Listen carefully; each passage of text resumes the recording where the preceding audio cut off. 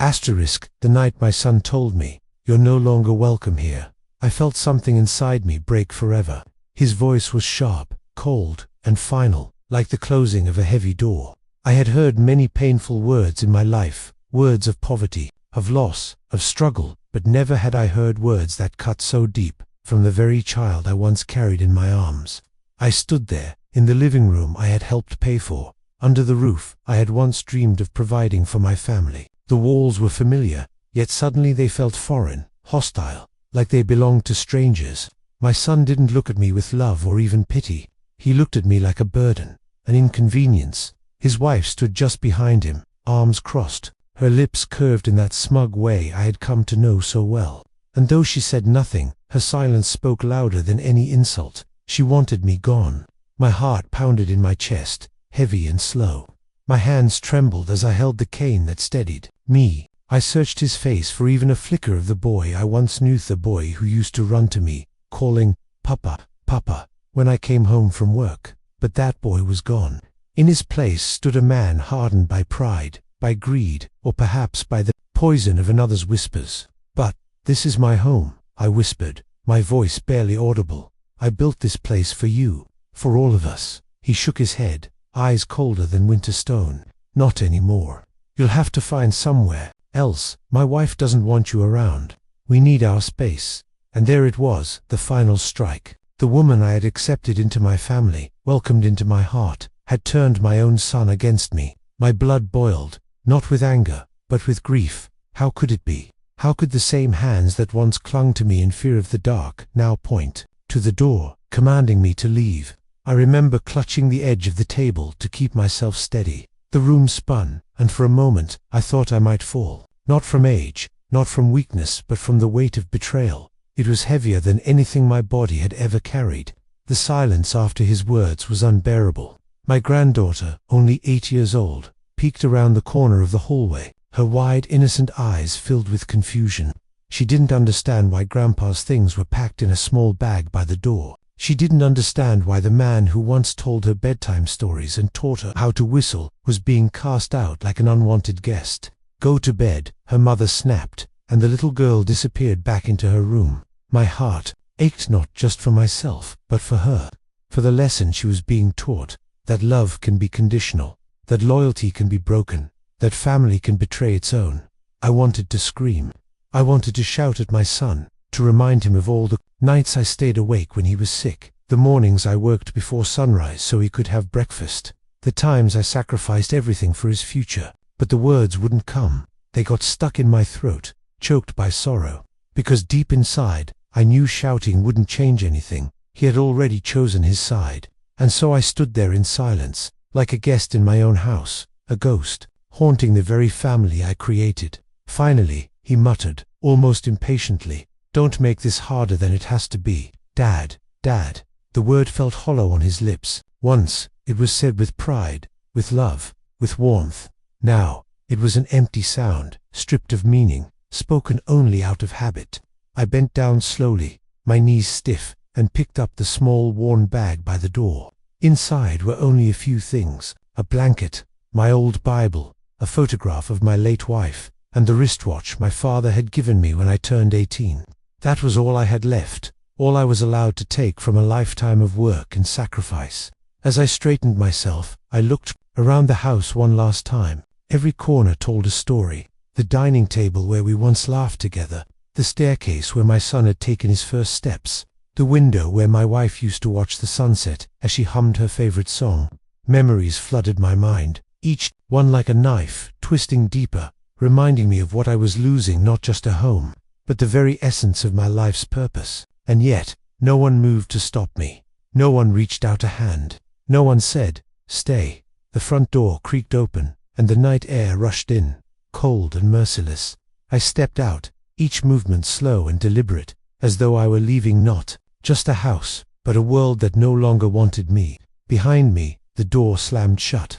The sound echoed in my ears, final and cruel, like the tolling of a bell at a funeral. That was the night I died, not my body, but my heart, my faith in the very people I had loved the most. I walked down the street, the bag heavy on my shoulder, though it carried so little. Every step away from that house felt like stepping deeper into an abyss of loneliness. You see, betrayal from strangers is painful, but betrayal from family, it is unbearable. It is a wound that never fully heals, a scar that burns even when the skin has long closed. And as I walked under the pale glow of the street lamps, I realized something that chilled me to my core. Sometimes, the people you would give your life for are the very ones who will throw you away without hesitation. That was the beginning of my story. The night I lost everything, the night I discovered that the family I thought I had built with love, loyalty, and sacrifice was not a family at all. Before you judge my story, before you think of me as just another old man left behind, let me tell you who I was, who I am, because betrayal only cuts deep when it destroys something that once was whole, something that once was sacred. I was not born into comfort. My earliest memories are of cold winters in a wooden shack that barely held the wind outside. My father worked the fields with cracked hands, and my mother stitched clothes late into the night just so we could eat. We didn't have much, but we had dignity, and that dignity was the only inheritance I ever received. As a boy, I worked the land with my father. Dawn meant chores, dusk meant exhaustion, but I learned early that work was not a curse, it was the only weapon the poor had against despair. By the time I was 15, my back was already strong, my hands already rough. While other boys played with wooden toys, I carried firewood, mended fences, and dreamed not of riches, but of building a family where no one would go hungry again. When I met my wife, she was just a girl with kind eyes and a laugh that warmed even the coldest day. She wasn't from wealth either, but she had something far greater faith in me. She believed in my dreams, even the ones I was too afraid to speak out loud. We married young, with nothing but love and determination, and I promised her one thing, that our children would live better than we did. I worked every job I could find. During the day, I carried bricks at construction sites. At night, I cleaned offices where the lights stayed on long after the rich men had gone home. My wife would stay awake, waiting for me, a simple meal ready, her hands tired from sewing clothes for neighbors. We had little, but we had each other, and that was enough. When our first child was born, my son and I held him in my arms and cried, not from fear, not from exhaustion, but from joy so overwhelming it shook me to my core. I whispered to him that night, I will give you the life I never had. I will build a future for you, no matter what it costs me. And I meant every word. As the years passed, I kept that promise. My hands bled, my body ached, but I never once hesitated. Every extra coin went toward our children's education, their clothes, their happiness. When they wanted toys, I went without new shoes. When they needed books, I skipped meals. I told myself it was worth it, because I was building something bigger than myself. I was building a legacy. There were sacrifices, yes. I gave up on dreams I once held as a boy. I had wanted to travel, to see the ocean, to maybe open a small shop of my own one day. But those dreams were traded for diapers, for school fees, for doctor visits. And you know what? I never regretted it, because every smile from my children, every step they took forward, was a reward greater than any dream of mine. Life wasn't easy. We buried my parents early. We lost friends along the way. There were nights of sickness when we had no money for medicine, and I stayed awake praying to God that my children would live to see the morning, and they did. Each time, I thanked the heavens and went back to work with renewed strength. When my wife fell ill, I cared for her with every ounce of love I had. She was my partner, my anchor. Watching her fade away was like losing half of myself. Yet even in her last days, she told me, take care of the children. Promise me they will never feel alone. And so I promised, with tears streaming down my face, that I would devote my remaining years to our family. After she passed, I poured all my energy into my children.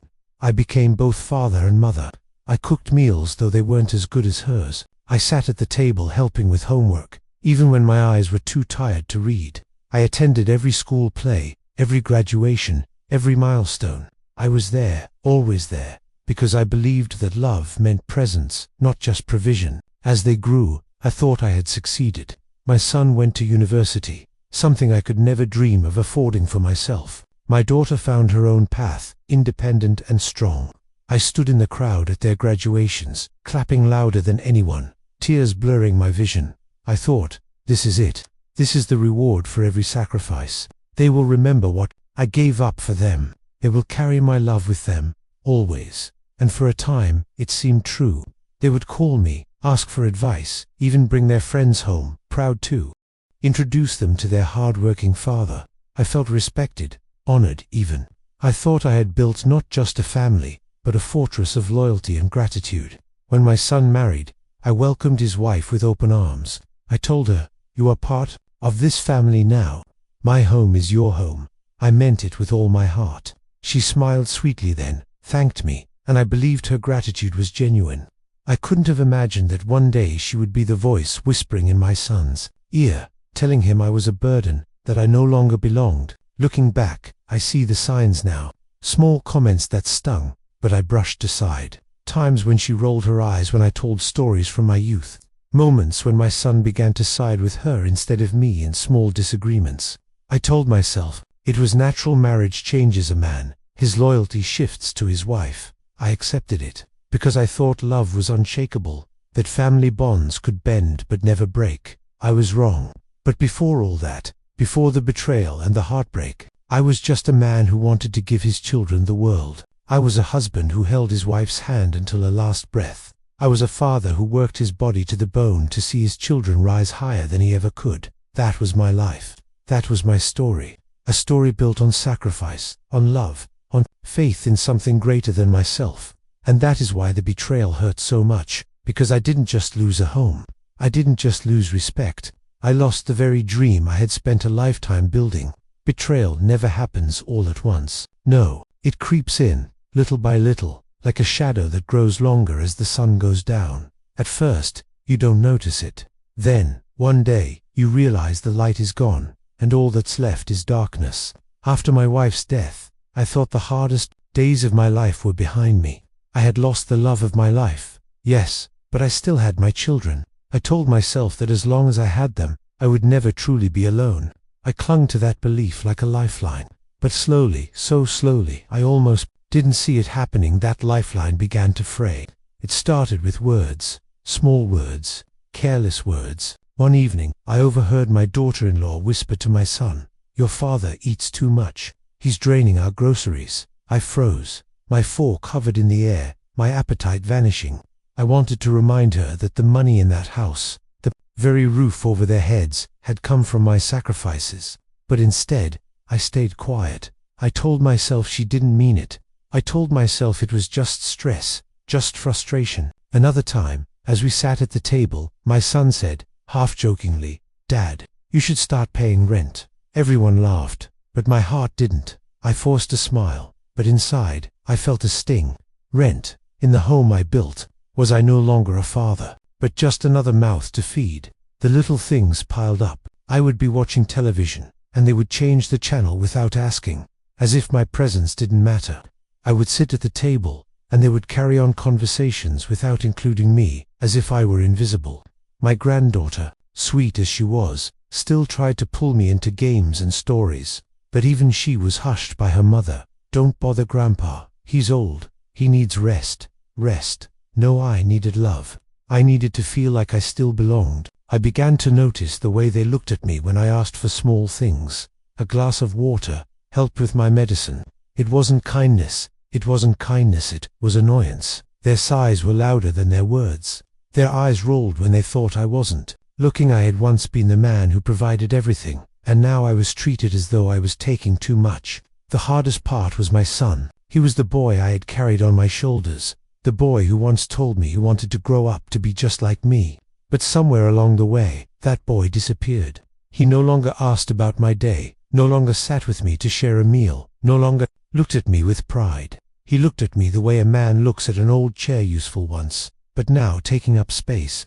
One afternoon, I offered to help him in the garden. My back ached, my knees were stiff, but I wanted to feel useful, to show him I could still contribute. He waved me off. "Don't bother, Dad. You'll just slow me down." Those words, they cut deeper than a knife. Slow me down. That was what I had become to him, a burden, a weight, an obstacle in his path. The whispers grew into arguments. My daughter-in-law complained openly about me. She didn't want me at the dinner table. She didn't like the way I folded the laundry. She didn't like the sound of my coughing at night. Every flaw was magnified. Every weakness turned into an accusation. And my son remained silent. His silence was worse than her words, because silence meant agreement. Silence meant betrayal. One evening, I overheard them through the thin walls of the house.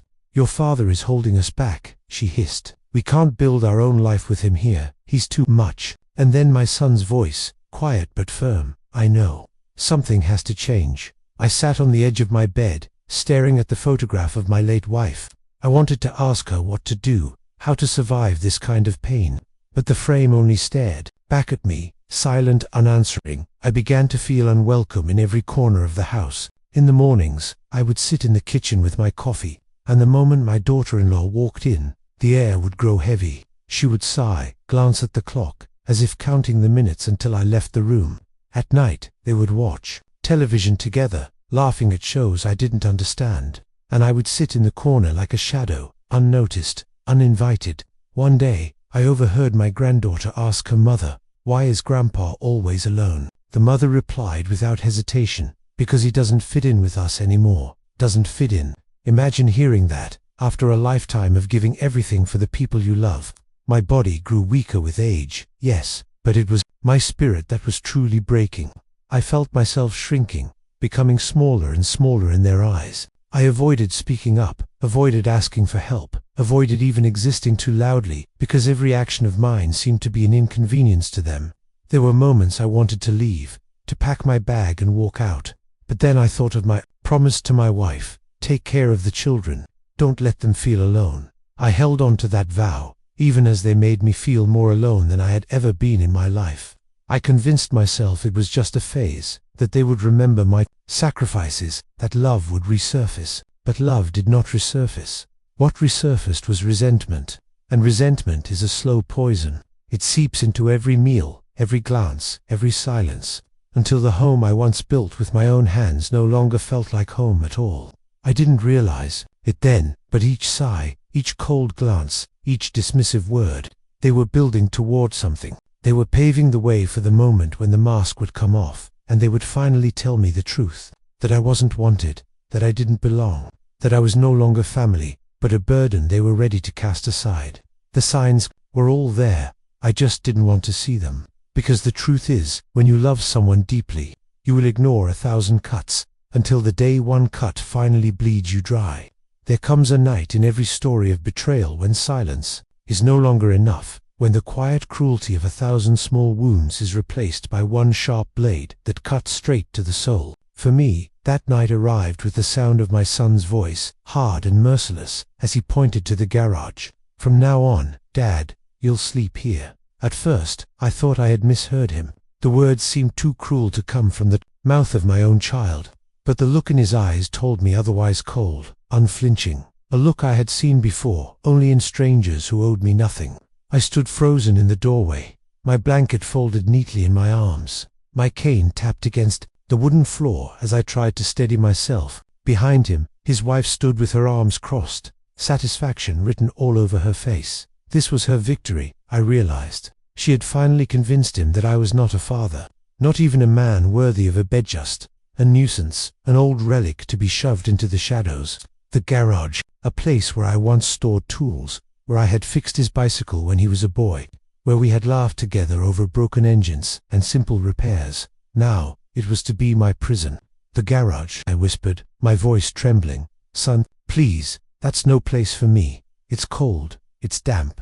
I'm your father." But he didn't flinch, he didn't soften. He simply shrugged, as if my plea meant nothing.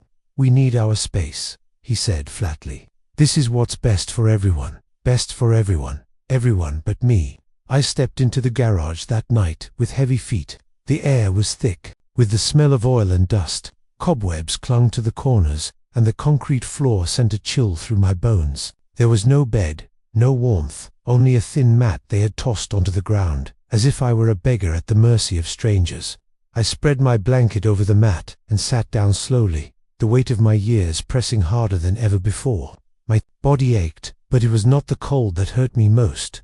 It was the knowledge that I had been cast out by the very child I had once carried in my arms. The silence of the garage was broken only by the distant sound of laughter coming from inside the house. My son, his wife, my granddaughter. their voices muffled by the walls that now separated us. I pressed my hand to my chest, as if to hold my heart together, but it was already shattering into pieces. That night, I cried, not loudly, not angrily. I cried silently, tears soaking into the thin pillow beneath my head. I had wept before in my life, when my parents died, when poverty seemed endless, when I buried my wife. But this was different. This was the grief of being discarded, of realizing that love could be rewritten into rejection. The cold crept into my bones as I lay awake, staring at the ceiling beams above me. Memories flooded my mind. The day I built this house with my bare hands, the afternoons I spent teaching my son how to hammer nails, the nights I told him stories by the glow of a lantern. And now, here I was, sleeping on the same concrete floor where I once stood proudly with him as a boy. I thought of my wife, her gentle voice echoing in my memory. Take care of the children, she had told me. Don't let them feel alone. But what she didn't warn me was what to do when the children themselves made me feel more alone than death itself. The days that followed blurred together. Each morning, I rose stiff and sore from the concrete floor, forcing myself to smile. When I saw my granddaughter in the kitchen, she would hug me tightly, whispering, "Grandpa, why don't you sleep in your room anymore?" I had no answer. I only kissed her forehead and said, "Because Grandpa is strong. Don't you worry about me." But inside, I was breaking. I tried to hold on to dignity, to remind myself that I was still a man, still a father. Yet every glance from my daughter-in-law reminded me that, in her eyes, I was nothing but an intruder.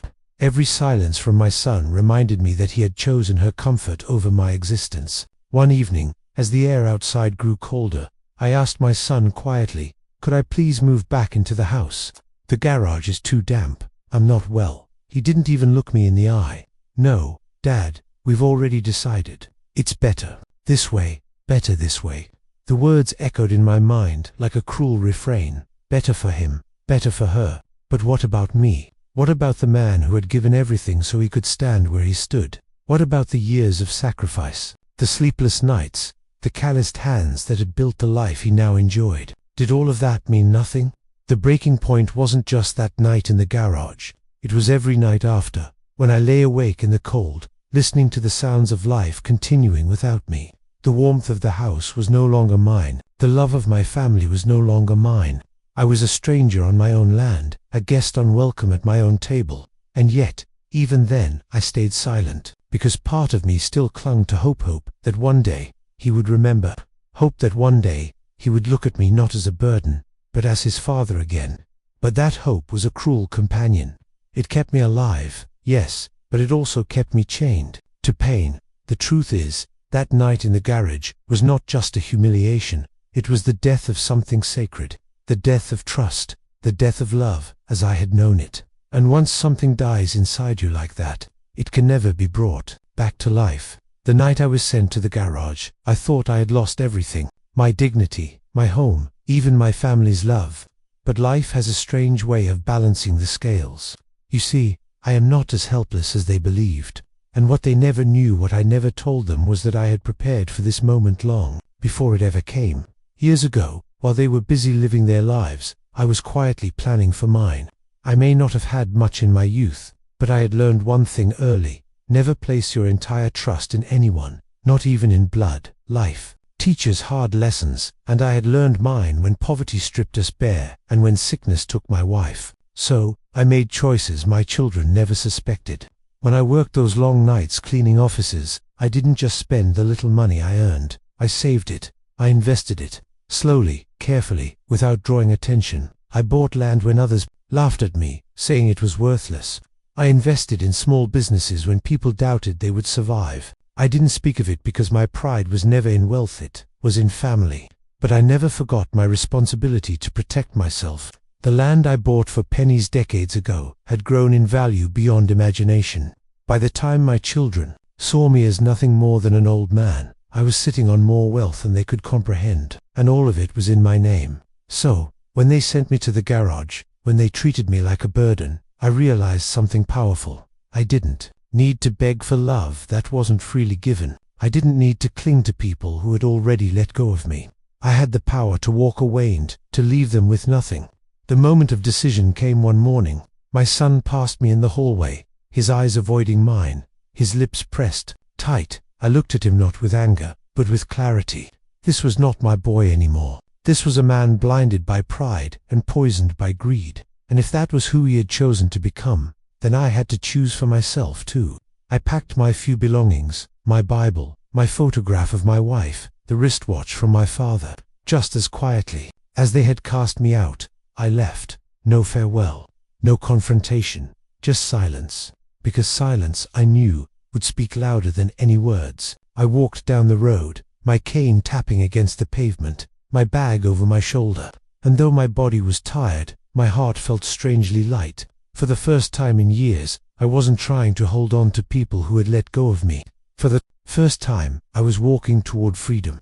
Weeks later, the papers arrived at their doorstep. Legal documents, ownership transfers, bank statements. That was when the truth revealed itself. The house they lived in, the land under their feet, the small businesses they thought were theirs to control everything still belonged to me. I can only imagine the look on their faces when they opened those envelopes. My daughter-in-law smug in her victory, discovering that the man she had pushed into the garage was the very man who owned the ground she walked on. My son, who thought I was powerless, realizing that the father he dismissed had silently secured everything. They tried to call me. Dozens of calls, messages filled with apologies, excuses, tears. I didn't answer. I couldn't, because I had given them my love freely for decades, and they had thrown it away for comfort, for pride, for selfishness. Why should I return to a table where I was never welcome? Instead, I chose peace. I moved into a small cottage, on the edge of the land I owned. It wasn't grand, but it was mine. Every morning, I sat on the porch with my coffee, listening to the birds, watching the sun rise. For the first time in years, I felt free. And here's the irony. When you stop chasing love from those who never valued you, you begin to attract people who do. My neighbors, once strangers, became friends. They visited me, brought meals, shared stories. They treated me with more respect than my own blood ever had. One day, my granddaughter found her way to my cottage, tears in her eyes. She hugged me tightly. "Grandpa," she whispered, "I'm sorry for what they did to you. I never wanted you to leave." I held her close, my heart breaking and healing all at once. She was the only innocent one, caught between loyalty to her parents and love. For me, to her, I gave my time, my stories, my wisdom. She became my true family. As for the rest of them, I left them to their own fate. Without my support, they struggled. The businesses faltered. The bills piled up. And only then did they understand the weight of what they had lost. Not just my wealth, but my presence, my guidance, my love.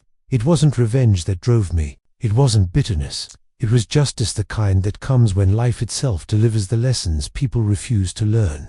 They betrayed me, but in the end, it was themselves they destroyed. Because money can be earned again. Houses can be rebuilt. But once trust is broken, once love is cast aside, it cannot be recovered. That was my victory, not in wealth, not in power, but in dignity. I had been cast into the shadows of a garage, but I walked out into the light of freedom.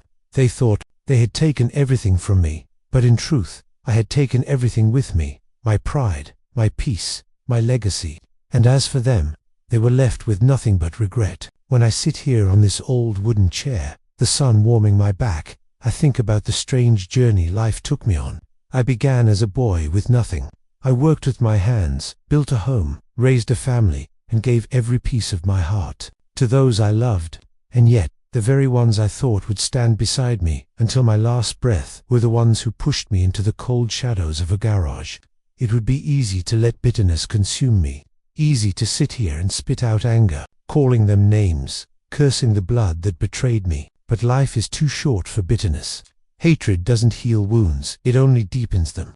What I chose instead was something far more powerful, peace. And peace, my friend, is not given, it is claimed. I claimed it the day I walked away. I claimed it the morning I sat on my porch with a cup of coffee, watching the sun rise without waiting for anyone's permission to exist. I claimed it when I realized that family is not defined by shared blood, but by shared love, respect, and loyalty. For too long, I confused sacrifice with love. I thought if I gave everything, my children would see my worth. I believed if I stayed silent, they would appreciate my patience. But silence can be mistaken for weakness. Sacrifice can be twisted into servitude. And love, when not valued, becomes invisible. The greatest lesson I learned through betrayal is this: love must be mutual, or it isn't love at all. When my children shut the door on me, they shut the door on themselves. They lost more than a father. They lost a man who would have stood by them through storms, who would have lifted them when they fell, who would have given his last breath to keep them safe. And no amount of money, no inheritance, no apology years later can restore that. Do I forgive them? In my heart, yes, because forgiveness is not for them, it's for me. It's so that I can live the rest of my days without carrying the heavy stone of anger. But forgiveness does not mean forgetting. It does not mean returning to the same table where I was once unwanted. It means moving forward, free of chains, free of bitterness, free of the illusion that blood always equals love. Now, when I look at my granddaughter, the only one who truly sought me out, I realize something beautiful. Even in the darkest betrayals, there are sparks of light. She reminds me that not all is lost, that innocence still exists, that love, when genuine, can still bloom even in broken soil. I tell her stories of her grandmother, of the sacrifices we made, of the laughter we once shared. I tell her that life is not about wealth or power, but about dignity and compassion. And as I see her eyes shine with understanding, I know my legacy will not die with me. It will live on, not in those who betrayed me, but in those who carry my spirit forward with honor. Sometimes I ask myself, did I fail as a father? Did I give too much? Did I raise them in such comfort that they forgot the value of sacrifice? The answer, perhaps, is yes. Maybe I gave too freely, too blindly. Maybe in my quest to give them everything I never had, I took away the struggle that would have taught them gratitude. But if that is my fault, then I accept it. I accept it, because I acted out of love, even if that love was misunderstood. I accept it because I would rather be guilty of giving too much than guilty of giving too little. And yet, I stand by this truth: betrayal does not define me. Their rejection does not diminish me. My worth was never in their approval, always in my actions, in my integrity, in the quiet strength of knowing I remained true to myself. If you are listening to my story, perhaps you too have felt the sting of betrayal. Maybe by a family member, a friend, a partner. Let me tell you this: their betrayal says more about them than it ever says about you. Do not let their cruelty make you doubt your value. Do not let their blindness keep you from seeing your own light. Sometimes, blood will turn its back on you. But life has a way of bringing new family into your path, people bound not by birth, but by choice. Friends who check on you, neighbors who lend a hand, strangers who show kindness. That, my dear friend, is true family. So, do not beg for a seat at a table where your presence is not wanted. Build your own table. Sit with those who appreciate your laughter, your wisdom, your scars. That is where love grows. In the end, I did not lose everything. I lost illusions. Yes, I lost false love. Yes, but I gained something greater. I gained peace. I gained clarity. I gained the freedom to live my final years not in the shadow of ungrateful children, but in the light of my own dignity. And if there is one message I want to leave behind, it is this: sometimes, blood isn't family. Family is the hand that reaches for you when you fall. Family is the one who listens when your voice trembles. Family is the soul that chooses you, even when they have no obligation to. The ones who betrayed me learned their lesson the hard way. They learned that wealth means nothing without love, that houses crumble without respect, and that a father's silence can thunder louder than any words. As for me, I will spend the rest of my days in peace, not because life spared me from pain, but because I chose to rise above it. And I hope, when the end comes, that those who hear my story will carry this truth forward. Dignity is worth more than gold. Peace is worth more than power, and true love is worth more than blood. Asterisk.